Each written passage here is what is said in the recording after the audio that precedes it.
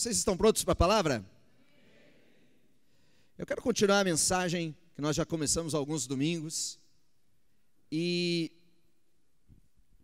algo que nós precisamos entender, algo que nós precisamos saber, é que tudo que Jesus conquistou naquela cruz é para mim e para você. Amém? Nós temos vitória naquela cruz, nós temos conquistas. Agora, eu quero começar conversando contigo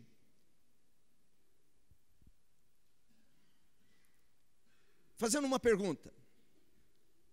E a pergunta é: antes de sermos salvos, quantos aqui são salvos em Cristo Jesus? Amém? Tem uns que não são, né? Vamos perguntar de novo, peguei você desprevenido. Quantos aqui são salvos em Cristo Jesus? Olha aí, ó, né?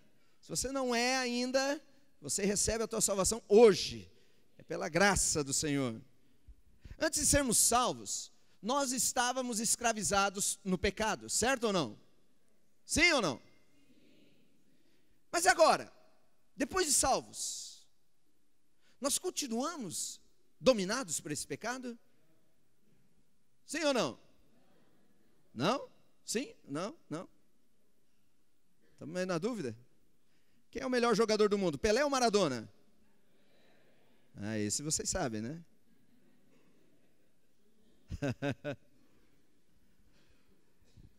Antes de sermos salvos, o pecado reinava sobre nós. E ele dominava as nossas vidas, suas inclinações, seus desejos. Mas agora que nós somos salvos, o pecado, ele não pode continuar reinando mais.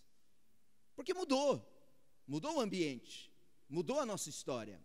Eu quero que você entenda como que nós podemos alcançar essa vitória. Olha o que o apóstolo Pedro, na sua segunda carta, ele começa escrevendo, 2 Pedro capítulo 1, 2 Pedro capítulo 1, veja só, ele diz assim: graça e paz vos sejam multiplicadas no pleno conhecimento de Deus e de nosso Senhor Jesus Cristo. Preste atenção nesse texto, ele diz que a graça e paz nos são multiplicadas. Elas vão multiplicando, elas vão crescendo, elas vão aumentando, elas vão acumulando em nossas vidas, amém? Como que isso acontece? Como que acontece a multiplicação dessa graça e dessa paz em nossas vidas? Através do quê? Através do pleno conhecimento de Deus e de quem mais? De Jesus Cristo. Pedro, começa escrevendo a sua segunda carta usando esse texto. Agora veja como ele termina a sua carta no capítulo 3, versículo 18. Antes, crescei na graça, crescer, aumentar, subir os níveis, ampliar, acumular, crescer, certo? Antes, crescei na graça e no conhecimento de nosso Senhor e Salvador Jesus Cristo. A Ele seja dada a glória, assim agora, como até o dia da eternidade. Queridos, veja bem, a Bíblia está falando de um crescimento, de um avanço. E esse avanço ele vem através do conhecimento. A Bíblia diz que enquanto nós não conhecermos a Jesus, não conhecermos quem é Jesus, não tivermos a revelação de Jesus, essa graça e essa paz não avança, não multiplica. E nós ficamos mendigando medidas de graça, porque começamos a nos satisfazer com pequenas quantias de graça. E aí não são suficientes. Quando nós começamos a conhecer a obra do sacrifício de Jesus, a Bíblia diz que nós precisamos investigar, a gente precisa conhecer, nós precisamos nos aprofundar. E à medida que nós vamos conhecendo, à medida que nós vamos entendendo, essa graça e essa paz vai se multiplicando. Você já sabe, já conhece a obra de Jesus da cruz? Você já tem o pleno conhecimento dessa obra? A Bíblia diz, o profeta profetizou dizendo: o meu povo perece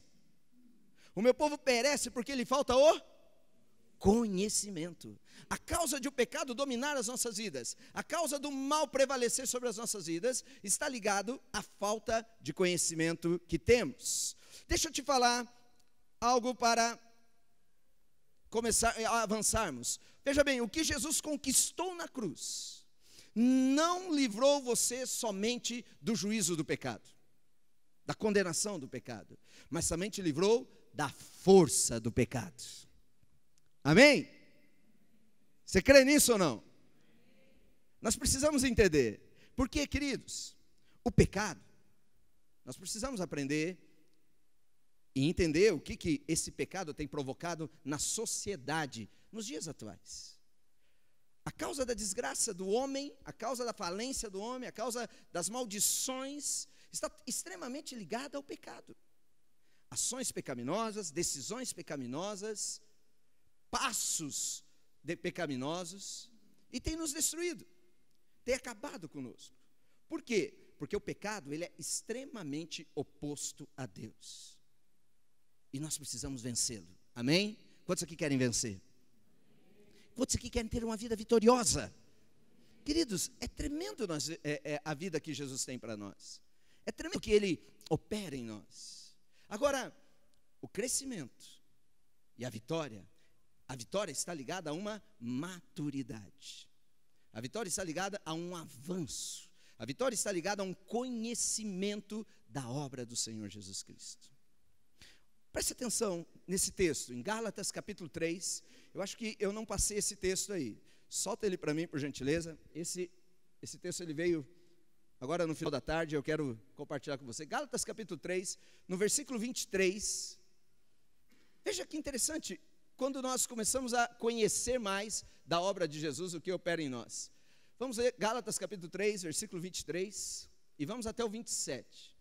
Olha só, antes que viesse a fé, antes que a fé surgisse, perceba que a fé, teve um tempo que a fé não existiu, ok? Ele disse que esse período antes que viesse a fé, nós estávamos guardados debaixo da lei. Essa palavra guardados, ela tem uma palavra ligada ao guardião, ao tutor, aquele que cuida de uma criança, aquele que cuida de um pequenino, até ele crescer e até ele alcançar a vida de liberdade. Ele diz que antes que a fé viesse, nós éramos guardados debaixo de lei como crianças, como bebês, como infantil, como infantes, encerrados para aquela fé que se havia de revelar. Ou seja, estavam sendo guardados porque viria um tempo de fé. Então, enquanto a fé não veio, tinha uns tutores sobre nossas vidas, cuidando da humanidade, porque preparando eles, porque ia chegar um dia que a fé ia chegar. Veja o versículo 24. De modo que a lei se tornou o nosso aio. Aio é a palavra para tutor, é a palavra do pedagogo. A palavra aio aqui é a mesma palavra para o pedagogo, aquele que cuida e que ensina uma criança, ok? De modo que a lei se tornou o nosso aio, para nos conduzir aonde? Conduzir para onde? A Cristo, a fim de que, pela fé, fôssemos justificados. Versículo 25. Mas depois que veio a fé, agora chegou a fé. A fé foi colocada no mundo, a fé chegou, e essa fé vem através de Jesus. Mas depois que veio a fé, nós já não estávamos mais, ou já não estamos mais, debaixo do tutor. Tenta entender isso, queridos. Abra os seus ouvidos agora. Antes que a fé chegasse, nós éramos tratados como crianças, precisando de tutor, cuidando, cuidado, não põe a mão na tomada, não saia na rua, cuidado, fecha a porta, cuidado com a escada, cuidado com isso aqui, cuidado com aquilo aqui, não põe isso na boca. Enquanto não tinha fé, nós éramos tratados como crianças, mas quando chegou a fé, quando chegou o período da fé, a era da fé, o tempo da fé, o aio, o tutor foi retirado. E olha o que diz no versículo 26. Pois todos sois filhos de Deus. Aleluia. Abra os seus ouvidos. Se você entender essa revelação, se você tiver essa revelação, se você entender essa palavra, queridos, você dá um salto de vitória.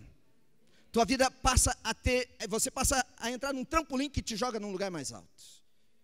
Veja só, havia um período em que a humanidade, em que os filhos de Deus, em que aqueles que andavam nos caminhos de Deus eram tratados como crianças.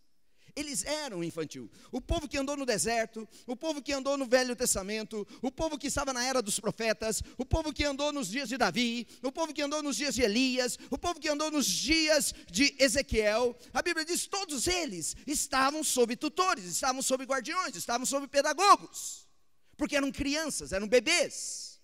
Mas quando veio a fé, quando Jesus entrou, quando chegou a graça, quando chegou o amor de Deus, quando chegou o Messias ungido para salvar o mundo, queridos, a humanidade, os seguidores, os filhos de Deus, deram um salto na sua maturidade. Por causa de Jesus, você saiu num período de criança e entrou numa fase de maturidade. Amém? Olha só, pois todos sois filhos. A palavra filhos aqui de Deus, ao contrário do pedagogo, a palavra filhos aqui é huios, que significa filho maduro. Filho maduro.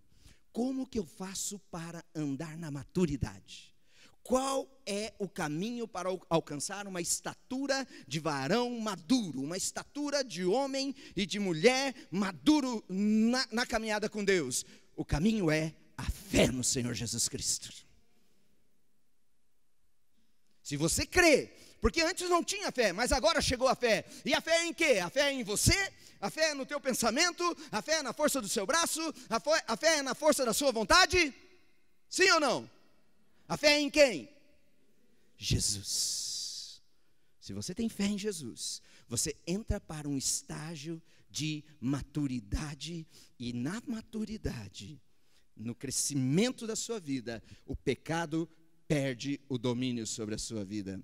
Queridos, quando nós entendemos isso, nós vamos caminhando.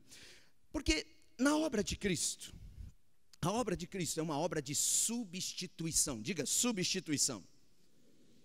A obra de Cristo não é uma obra de conserto, não é uma obra de reparo. A obra que Jesus veio fazer não foi uma reforma. Jesus veio substituir. E o grande segredo, a chave, o elo perdido, é quando eu entendo que eu preciso entrar nesse caminho da substituição. Não é uma vida, ok? Não é uma vida que dependa de mim. Não é uma vida focada no meu eu, na minha força de vontade, na minha autocapacitação. Não se trata de um eu mal convertido, ou mais ou menos convertido, mais ou menos limpo. Não é isso. Olha o que Gálatas, capítulo 2, versículo 20, tem para nos dizer. Gálatas 2, 20. Olha como esse texto começa. Quantos conhecem a carta de Paulo aos Gálatas? Você já leu essa carta? Se você não leu, te dou uma tarefinha. Você pode ler hoje antes de dormir. Em 20 minutos você lê essa carta. Amém? Mas olha que tesouro que tem aqui. Olha que preciosidade nós temos em nossas vidas. Está diante dos nossos olhos há mais de 2000 anos. E talvez agora esse tesouro vai ser revelado ao teu espírito. Ele diz assim, ele colocou, aqui nós temos a primeira pessoa, já estou crucificado com Cristo. Amém? Quantos aqui estão crucificados com Cristo? Entenda isso. Conheça essa verdade. Eu já estou crucificado com Cristo e vivo, não mais eu. Não sou mais eu. Ocorreu o quê? Uma substituição. Nós estamos falando sobre ressurreição dos mortos. É um princípio elementar que me leva a uma estatura de maturidade. O apóstolo Paulo diz assim, eu já estou crucificado. Eu morri. Quantos aqui já foram batizados nas águas? O que significa o batismo nas águas? O batismo nas águas ele é apenas um símbolo desse versículo. É apenas uma simbologia, é um ato profético, um ato simbólico do que já ocorreu comigo.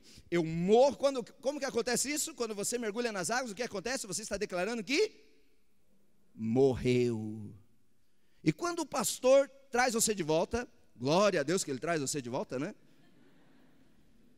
Eu fui batizar uma vez um irmão, querido, essa eu tenho que contar. Meus primeiros batismos, estava na experiência, no estágio. E veio, eu estava feliz porque tinham 7 para ser batizados naquele dia. E eu estava feliz, imagina, começando o ministério já. Meu primeiro batismo, já batizar 7, 7 é completo. Número perfeito, já estava vendo os tempos futuros. E veio o primeiro, veio o segundo, mergulhei, glória a Deus. Te batiza em nome do Pai, do Filho, e empurrava e trazia, empurrava. De repente entrou uma mulher nervosa. Ela tremia, ela estava nervosa, ela estava assustada. E o batistério, ele não era pequeno, mas também não era grande. Então ele dava daqui, naquele púlpito, dava para mergulhar uma pessoa, um adulto. Mas a mulher estava tão tensa, tão nervosa, a mulher não afundava, meu irmão. Eu colocava ela na água, ela ia até bater a cabeça na paredinha ali. E eu voltava com ela, falei, minha irmã, eu tenho que te mergulhar. Falava por código com ela, né? E eu jogava ela ia lá. Eu tentei 3 vezes. 3 vezes, né? Já não ia mais, já estava quase suando. Eu falei, vou deixar, né? Está batizada já, em nome de Jesus. Já estava ficando com vergonha. Aí quando eu tirei ela, fui devolver o irmãozinho, que era o diácono da igreja, ele, não, ela não mergulhou ainda. Falei, então vem, irmã, vamos te mergulhar. Subi em cima, coloquei o pé aí. Ela tem que morrer, ela tem que ser morta. Então quando você for batizar, meu irmão, relaxa, entendeu? Fica na paz, você não sabe como é difícil mergulhar um. Olha assim, ele está dizendo, o batismo ele simboliza isso. Eu morri e agora eu fui trazido de volta. Eu morri e agora eu ressuscitei. Eu morri e entrei numa nova vida. Que o apóstolo Paulo diz assim, eu já estou crucificado com Cristo. E agora eu vivo. Eu vivo, mas não sou eu quem vivo. Não vivo mais eu. Não sou mais eu. Mas é Cristo quem vive em mim. Amém. Meu irmão, entenda isso. Quando eu creio, a fé chegou, e quando eu lanço a minha fé em Jesus, ocorre uma substituição. E essa substituição ela ocorre, ou ela simboliza o seguinte: não sou mais eu, mas Cristo que vive em mim. Diga, não sou mais eu. Está meio sem convicção esse negócio aí. Meio devagar esse negócio aí. Antes, você não tinha fé, mas agora você tem a fé. O problema maior da humanidade, e ela acabou, porque a humanidade ela vive de adaptações, ok? Ela se adapta ao ambiente, ao meio, ok? O homem sempre se adaptou. Deus criou o homem para se adaptar. Ele é um ser adaptável. Ele se adapta ao ambiente. Ele se constrange um pouco, ele sofre um pouquinho, mas logo ele se encaixa e ele continua a vida. E o problema do homem é que ele sempre lutou contra o pecado. Ele sempre quis evitar o pecado, ele sempre quis fugir do pecado, mas ele se deparou com uma verdade, com uma grande verdade. E ele concluiu que eu não posso contra o pecado. E para argumentar, para dar força a esse argumento, ele começou a questionar, não, mas nem tudo é pecado. Não, isso aqui não é pecado, não. E tem uma religião aí, que se diz, que assumiu o domínio sobre algumas questões, e ela criou uma lista do que é pecado e do que não é pecado. E se você cometer aquilo que está dentro da lista branca, o teu pecado não é tão grave assim, você está livre. Mas tem uma lista negra do pecado. É pecado para a morte. O que quer dizer isso? O homem tenta se adaptar a uma realidade. Mas o problema maior é que sempre, seja ele cristão ou não cristão, seja ele religioso ou não religioso, o homem sempre quis lutar contra as suas fraquezas, usando a força do seu braço. E ele nunca venceu. e você não vence o pecado. A única maneira de vencer o pecado é a tua fé ser lançada em Cristo e você ser crucificado com Cristo. E quando eu entendo que isso é uma verdade, eu passo a assumir uma nova identidade. E a identidade é: não sou mais eu. Não sou mais eu. Não vivo mais eu. Não sou mais eu. Ah, mas você era pecador, você era cheio de falhas, você era cheio de tendências malignas, você era cheio de orgulho, cheio de vaidade, cheio de inveja, você era cheio de ira, cheio de nervosismo. Era, porque agora não sou mais eu. Mas você era suspeito, você era leviano, você tinha uma inclinação, você tinha um apetite sexual exacerbado. Era, mas agora não sou mais eu. Já estou crucificado com Cristo e vivo. Você não está morto, você está vivo. Amém? O batismo diz que você morreu, mas você não ficou no fundo da água. Você foi retirado da água, simbolizando que você ressuscitou, assim como Cristo. E agora ele diz assim: mas Cristo vive em mim. E a vida, e essa vida, diga assim, essa vida. E essa vida que agora eu vivo na carne, que eu vivo nesse mundo, que eu vivo no trabalho, que eu vivo no casamento, que eu vivo na sociedade, que eu vivo no meu dia a dia, essa vida que eu vivo na carne, eu vivo-a na fé. Fé em quê? Fé na força do pensamento? Fé na força de vontade? Fé na filosofia? Fé na coragem? Fé em quê? Fé na fé do Filho de Deus. Não vivo mais eu. Diga: não sou mais eu. Mas Cristo vive em mim. Olha para o teu irmão ao lado e diga para ele: conheço o meu novo eu. O teu novo eu se chama Jesus Cristo, ressurreto dentre os mortos. Aleluia! Ele diz assim: eu vivo na fé em quê? Na fé no Filho de Deus.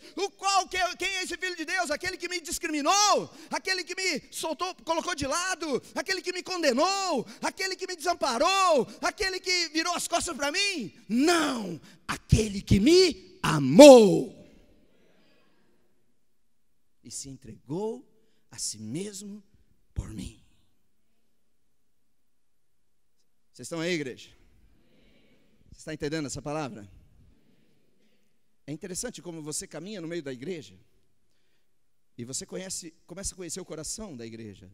A igreja brasileira, principalmente a igreja aqui dos lados norte de Curitiba, não é assim. Você vai lá para o Paraguai, você vai lá para a Colômbia. Impressionante como a igreja sofre contra a força do pecado. Volta e meia você ouve que fulano pecou, que fulano cometeu um erro trágico. Volta e meia você ouve de algumas histórias terríveis, que destruiu, que desfez famílias, que quebrou relacionamento, que trouxe sérias consequências na saúde, que trouxe sérios problemas financeiros. E a única maneira de nós vencermos isso é pela fé. Fé em quê? Em Jesus. Fé em Jesus. À medida que eu vou conhecendo, eu vou entendendo que já não sou mais eu. Amém? Você pode declarar isso? Já não sou mais eu. Aleluia. A vitória é Cristo. E não tem nada a ver conosco, querido. Talvez isso te escandalize, talvez isso tire todas as tuas vaidades, mexa com o teu orgulho. Mas a vitória é Cristo, está em Cristo. Não tem nada a ver comigo, não tem nada a ver com você, não tem nada a ver conosco. Algumas pessoas me procuram em aconselhamento, e eu já trabalhei muito com aconselhamento, e é comum você encontrar as pessoas dizerem assim: para mim é muito difícil mudar, é difícil, o meu gênio é o pior gênio de qualquer um, sou nervoso, sou mal educado, meus pensamentos são mais impuros que qualquer outro, é difícil. A minha natureza, pastor, a minha natureza é horrível. Não consigo me controlar. eu faço força, eu faço voto, eu faço um propósito. Eu digo que eu vou ficar uma semana sem abrir a boca para falar, e faço um propósito de mudez. É difícil. Quantos já passaram por essa situação? Você está com vergonha de dizer, né? Mas é difícil assim. É difícil. O ser humano, ele tenta consertar a vida, ele tenta mudar de vida, ele sabe que está errado, ele quer consertar. Pastor, é difícil largar o vício, é difícil largar aquilo. Ei, meu irmão, olha aqui, não é difícil não. Você está enganado. É mentira, não é difícil não. É impossível. É impossível. Talvez eu vou chocar você, mas você não muda a sua natureza. Você não controla os seus desejos, suas inclinações do pecado. É impossível. Não dá. Não tem como. Olha o que a Bíblia diz, Romanos no capítulo 7. Vocês estão aí, igreja? Diga, não sou mais eu. Graças a Deus. Aleluia. Romanos capítulo 7. Olha o que Paulo diz. Porque bem sabemos que a lei é espiritual, certo? Todos os mandamentos de Deus, tudo que Deus mandou, tudo que Deus fala é espiritual e mexe conosco. Mas eu sou carnal, certo? Está aqui, um corpo carnal, uma mente carnal, uma natureza carnal. E esse carnal, ele foi vendido sob o pecado. Está escravo do pecado. Versículo 15, pode ir avançando daí. Olha o que ele diz, pois o que faço, eu não entendo, porque o que eu quero, eu não consigo fazer. Não, eu agora não vou mais estourar, eu não vou mais explodir, eu não vou mais me descontrolar emocionalmente. Ah, Jeová está falando. A mulher chega para o marido e fala, marido, agora você bem boazinha, prometo. E ele olha, já ouvi essa conversa. Ele diz assim, o que eu quero fazer o bem, eu quero consertar, mas eu não consigo. Mas o que eu aborreço, o que eu não quero, tudo que é ruim em mim, é o que eu faço. Isso aqui está falando com alguém aí ou não? Aí ele diz assim, e se faço o que não quero, consinto com a lei que é boa. Veja versículo 17. Agora, porém, não sou mais eu que faço isso, mas o pecado que habita em mim. Tem uma lei de pecado que habita em mim. Versículo 18, porque eu sei que em mim, isso é, na minha carne, não habita bem algum.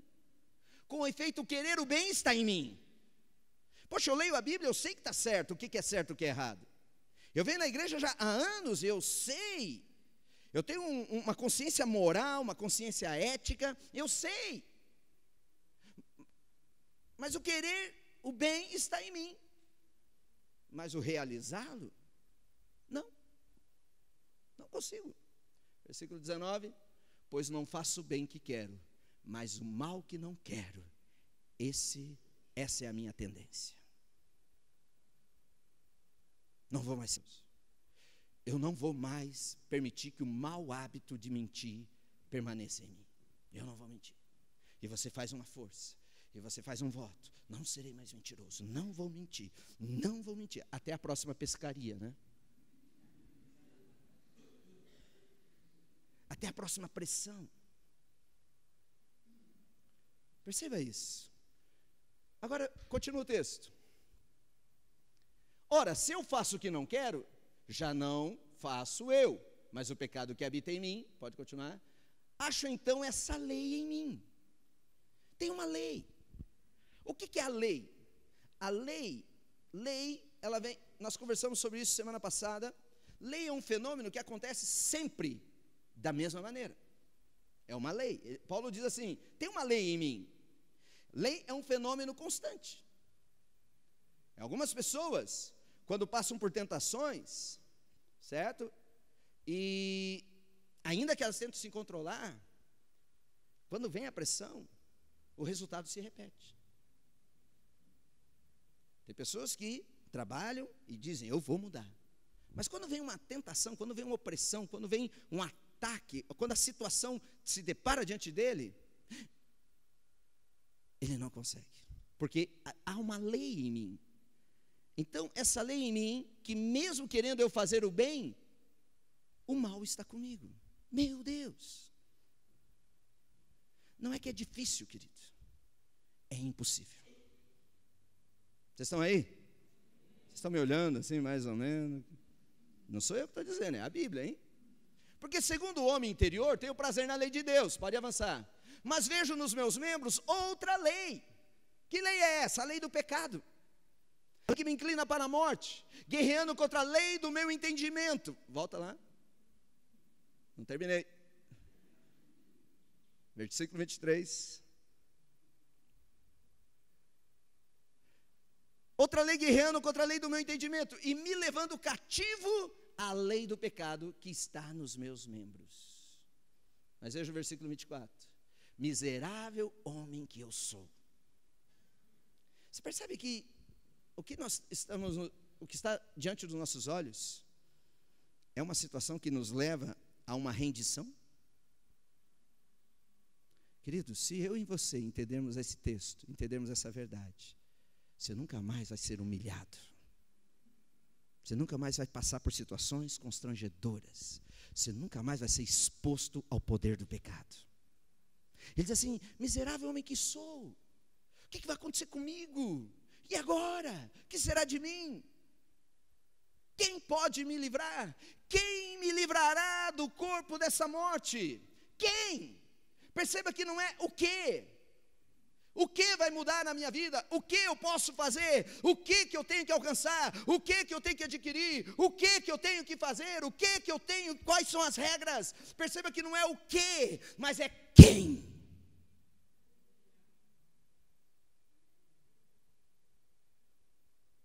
Não é a força mental, pensamento positivo, concentração, né? Respira fundo, puxa o teu homem interior, vai. Ele diz assim, quem me livrará desse estado? O que pode acontecer comigo? Versículo 25. Quem?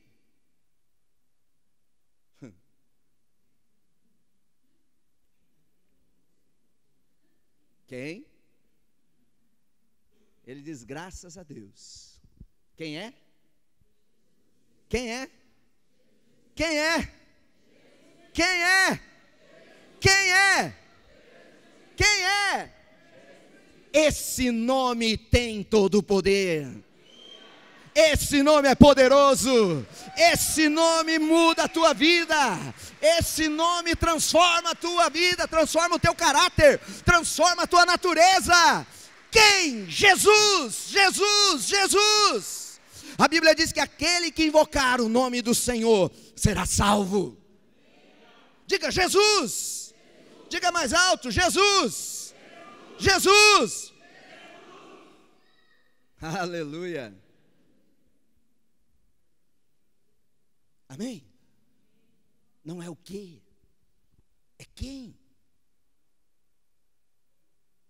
Não preciso mais viver sob o domínio do pecado. Não preciso mais viver sobre as correntes da maldição. Não preciso mais viver sobre o domínio, o controle dessa natureza perversa. Eu já estou crucificado com Cristo. Ei, meu irmão, conheçamos e prossigamos em conhecer ao Senhor. Quanto mais eu conhecê-lo, quanto mais eu admirá-lo, quanto mais eu quanto mais eu entrar dentro, quanto mais eu ir intimamente no seu conhecimento, nas suas profundezas, mais a sua natureza vai tomando posse de mim. Amém? Não é quem, não é o que, é quem. Quem? Querido, existe uma pergunta bilionária. Essa é a pergunta bilionária. Amém? Se você souber responder essa pergunta, acabou, fechou. pode ir para casa e vai seguir a tua vida. Quem é que vence? Quem é o vencedor? Você ou Jesus? Quem é o vencedor? Você precisa saber essa resposta. Essa resposta é a chave de todo enigma, né? Os gurus tentam responder essa pergunta. Os monges do Tibete tentam responder essa pergunta. Os filósofos tentam responder essa pergunta. Quem vence? É você ou é Cristo? Quem é que vence? Que vos parece? Quem vence? É você ou é Jesus? Digam lá, quem vence? Você ou Jesus? Quem é o vencedor? Você ou Jesus? É Jesus. O vencedor é Ele. A Bíblia diz em Apocalipse que Ele, montado num cavalo branco, Ele vem cavalgando, sai para vencedor e para vencer. Jesus é vencedor do começo ao fim. E se Ele é vencedor, ouça isso, olha aqui para mim. Se Ele é vencedor, se Cristo é o vencedor, não importa se você é 10 vezes pior do que você é agora. Não importa se você é 10 vezes pior do que eu estou tentando te explicar. Se é Cristo que é o vencedor, Ele vai mudar a tua vida. Já não sou eu quem vivo. Amém? Diga, não sou mais eu. Não sou mais eu. É Cristo. Querido, a vitória é um dom. A vitória não é uma conquista, a vitória é um dom. O que é o dom? Dom é um presente, dom é um favor imerecido, dom é uma graça, dom é uma surpresa, dom não é uma conquista, dom é um recebimento. E como que eu recebo a vitória? Pela fé. Em quem? Jesus. Não é uma recompensa, é um dom. É um erro gravíssimo que nós cometemos. Nós cometemos alguns erros e um deles é esse gravíssimo, pensar. E nós já estamos caminhando, já estamos entendendo que a salvação, ela é de graça, amém? Você consegue fazer alguma coisa para ir para o céu? Você consegue pagar um ticket para ir para o céu? Sim ou não? Você consegue pagar com oração a tua ida para o céu? O jejum te leva para o céu? O dízimo te leva para o céu? Então o que te leva para o céu? Jesus. Então nós já entendemos isso, ok? Que a minha salvação eu obtenho gratuitamente em Jesus. Porém, a luta contra o pecado, para ir para o céu, eu digo, é Jesus que me leva para o céu. Mas para vencer o pecado, eu digo, eu preciso me concentrar. Eu preciso fazer força. Eu não posso olhar. Eu não posso mexer. Para ir para o céu, eu creio que é Jesus que me leva. Mas para vencer o pecado, eu creio que é a minha força que vence. Esse é um erro gravíssimo. Eu me lembro quando eu estava sendo discipulado, começando ali na adolescência, e piazada, só num grupinho de homens ali, de moleque, o nosso líder que estava nos discipulando, aí levantaram uma questão. Líder, olhar a mulher é pecado? A mulher passa na rua e a gente olha, né? A mulher fica olhando, é pecado? Eu falei, não, você pode olhar a beleza da mulher. Só que se você olhar a segunda vez, é pecado. Olhar uma vez, tudo bem, olha e toca o teu barco. Mas olhar 2 vezes, aí você já está cobiçando. Aí um amigo nosso, muito sem vergonha, passou uma mulher bonita assim na nossa frente, nós estávamos na praça, e aí ele não tirou o olho da mulher. Aí o cara, rapaz, tira o olho da mulher. Não, só estou olhando uma vez, não estou olhando 2.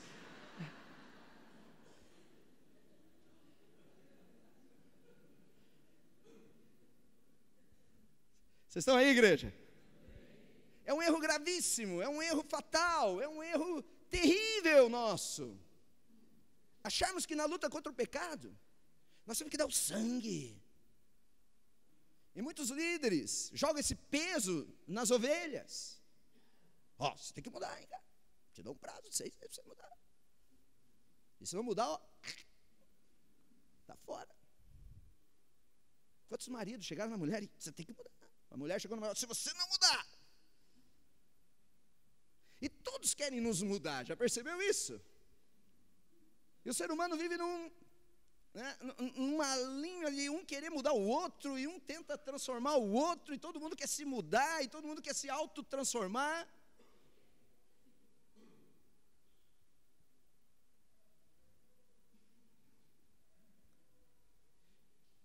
Passa uma vida inteira no casamento, um querendo mudar o outro. Agora aqui, só para nós, né? Não tem ninguém ouvindo você. Você teve êxito na tua tentativa de mudar teu cônjuge? Ele mudou mesmo? Na briga da mudança, as colheitas que nós temos são mágoas, ressentimentos, dor, frustração. Porque eu tentei mudar ele, eu falei para ele mudar. Eu disse que ele tinha que ser diferente. Ele vai mudar, minha irmã. Diga aleluia. Ela vai mudar, meu irmão. Diga glória a Deus. Sabe quando que eles vão mudar? Sabe quanto que nós mudamos? Quando nós entendemos que é o mesmo sacrifício que me leva para o céu, sem eu pagar nada, sem eu acrescentar nada. Esse mesmo sacrifício, que quando tocar a trombeta lá no céu, eu serei arrebatado, vou morar na glória do meu Pai por toda a eternidade. Esse mesmo sacrifício que tem poder para me colocar numa habitação celestial, ele também tem poder para me libertar da força do pecado. Amém? Você crê nisso? Aleluia. Ainda que tentamos ser salvos pelas obras, ainda que tentamos fazer as coisas para nos mudar, nós não conseguimos. Deixa eu te dar uma boa notícia para encerrar. Boa notícia é evangelho. Amém? A palavra evangelho, ela vem da expressão evangelium, que significa uma boa notícia. Eu estou pregando o evangelho para você aqui hoje. Estou te trazendo uma boa notícia. Quantos estão recebendo isso como uma boa notícia? Querido, tira o fardo, tira todo o peso. Mas pastor, agora então está liberado. Não tem nada liberado. Não é mais você que vive. Amém? Não tem mais eu. Não sou mais eu. É Cristo em mim. A Bíblia diz, Cristo em nós é a esperança da glória. Amém? Queridos, talvez, ouça essa boa nova, ouça esse evangelho. Vou proclamar o evangelho para você agora em alto e bom tom. Talvez você esteja buscando vencer a tentação, vencer o mau gênio, vencer o orgulho, vencer a inveja, vencer a ira, vencer a preguiça, vencer a mentira, vencer o pecado sexual. É possível que você tenha tentado muito e muito e muito, porém se frustrou na sua caminhada. Mas a boa notícia é que a mansidão de Jesus, a mansidão de Jesus é sua, sem qualquer custo, é de graça. Quantos querem ser mansos como Jesus? É pela fé, queridos. A santidade do Senhor Jesus é sua e de graça. Ei, esse é o evangelho. Tudo que é do Senhor é seu. E quanto custa, pastor? Uma semana no monte orando em línguas? 40 dias de jejum no monte, quanto custa? 90% do meu salário em dízimo, quanto custa? Não custa nada. Antes que viesse a fé, nós tínhamos os tutores que cuidavam de nós como criancinha. Não vai ali, não vai aqui, cuida dali. Não faça, não toque, não pense, não olhe. Mas agora chegou a fé, chegou Jesus, chegou a salvação, chegou o perdão, chegou a libertação, chegou a nova vida. Não sou mais eu quem vivo. Quantos querem ter essa vida de vitória? Queridos, nós estamos diante de toda a vitória. Você pode até confessar os seus pecados, e acho que isso você até já venceu, você confessa os seus pecados, mas a questão não é confessar, o problema é que você não consegue deixar de cometê-los. Confessa e comete. Teu líder já diria, nem me conte mais esse pecado, eu não quero nem saber. A questão não é confessar, a questão é deixar de cometê-los. E eu só consigo vencê-lo quando eu creio no Senhor Jesus. Se você tentar vencer por tua conta, você não conseguirá nenhum êxito, nenhuma mudança. Vocês estão aí, igreja? Se você tentar na força do seu braço, você não tem resposta, você não tem resultado. Querido, assim como a salvação não depende das suas obras, não depende do seu esforço, já que é um dom gratuito, ser vitorioso também não depende das tuas boas obras, pois é uma graça, é um presente, é um favor concedido a você, a mim, ao mundo inteiro, e de graça. Aleluia. Quantos querem ter essa vitória? Aleluia.